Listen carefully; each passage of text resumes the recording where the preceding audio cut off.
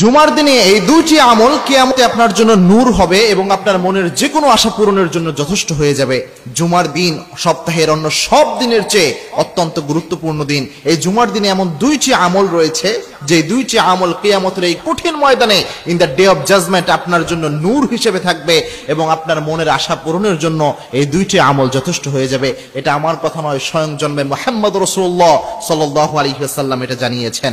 তার মধ্যে এক নাম্বার যে আমলটা সেটা হচ্ছে সূরা কাহাফের তেলাওয়াত। আমার মা বোন যারা ঘরের মধ্যে থাকেন তারা অনেক সময় জানতে চান জুমার দিনে কি আমল আমরা করতে পারি। তারাও চাইলে এই দুইটি আমল করতে পারেন। এই দুইটি আমলের ফাদিলা তারাও পাবেন এবং তাদের পরিবারের উপর আল্লাহ রাব্বুল আলামিন দুই আমলের জন্য শান্তি বর্ষণ করে দিবে। সূরা কাহাফ যেমন তেমন কোন সূরা নয়। ইবনে ওমর রাদিয়াল্লাহু তাআলা আনহু একটি হাদিস এনেছেন। ইবনে ওমর রাদিয়াল্লাহু তাআলা আনহু বর্ণনা করেন, আল্লাহর হাবিব সাল্লাল্লাহু আলাইহি ওয়াসাল্লাম বলেছেন, কোন ব্যক্তি যদি জুমার দিন সূরা কাহাফ পড়ে, এই সূরা কাহাফ কিয়ামতের দিন তার জন্য নূর হিসেবে সাব্যস্ত হবে। সূরা কাহাফ কিয়ামতের দিন ওই ব্যক্তির জন্য নূর হয়ে যাবে।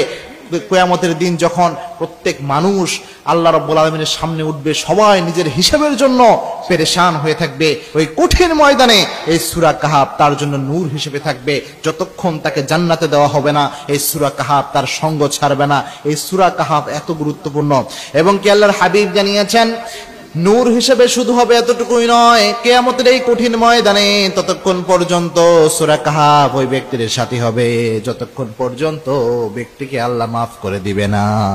আবার সূরা কাহাফ যদি জুমার দিন পাঠ করা হয়, বিশ্বনবী জানিয়েছেন সূরা কাহাফ জুমার দিন পাঠ করলে আগের জুমা থেকে এই জুমা পর্যন্ত যত গুনাহ হয়েছে সব গুনার কাফফারা সূরা কাহাফ করে দেয়। গুনার কাফফারা হয়ে যায় এই সূরা কাহাফ পাঠ করার মাধ্যমে। সুতরাং সূরা কাহাফ খুব গুরুত্বপূর্ণ একটি সূরা।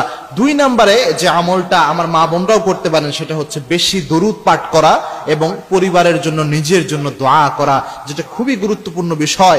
আবু দাউদ শরীফে একটি হাদিস এসেছে, আবু দাউদ শরীফের 1048 নম্বর হাদিস এটি। আল্লাহর হাবিব সাল্লাল্লাহু আলাইহি ওয়াসাল্লাম জানিয়েছেন জুমার দিন এমন একটি সময় রয়েছে, এই সময় যদি বান্দা দোয়া করে ওই দোয়া আল্লাহ রাব্বুল আলামিন খালি হাতে ফেরত দেয় না। মুহাদ্দিস ইকরাম এই হাদিসকে নিয়ে অ্যানালাইসিস করেছেন, তারা গবেষণা করে বের করেছেন এই সময়টা হচ্ছে জুমার দিনে ইমাম সাহেব যখন মিম্বারে বসে সময় থেকে নিয়ে শুরু করে ইমাম সাহেব নামাজের সালাম ফিরানো আগ পর্যন্ত এই সময়টাতে দোয়া কবুল হয়। আবার কিছু মুহাদ্দিসিনে ইকরাম মত দিয়েছেন এই সময়টা হচ্ছে আসরের শেষ সময়, অর্থাৎ সূর্য ডুবার আগ মুহূর্তে আল্লাহ রাব্বুল আলামিন দোয়া কবুল করেন। এই দোয়া কবুলের এই দুইটি সময়ে আমাদের উচিত বেশি বেশি দোয়া করা, নিজের জন্য দোয়া করা, পরিবারের জন্য দোয়া করা, কেননা আল্লাহ রাব্বুল আলামিন এই সময় দোয়া বান্দার খালি হাতে ফেরত দেয় না।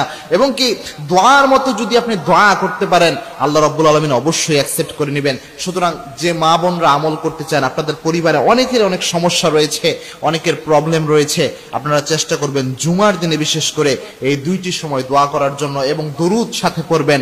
কারণ কোন দোয়ার শুরুতে যদি দরুদ পড়া না হয় তাহলে আল্লাহ রাব্বুল আলামিন ওই দোয়া অ্যাকসেপ্ট করে না। মুআল্লাকুম বাইনাস সামাওয়াতি ওয়াল আরদ, আসমান এবং জমিনের মাঝখানে ওই দোয়াটা আল্লাহ রাব্বুল আলামিন ঝুলন্ত রাখেন। যতক্ষণ দরুদ পড়া হয় না ততক্ষণ পর্যন্ত ওই দোয়া আল্লাহ রাব্বুল আলামিন অ্যাকসেপ্ট করেন না।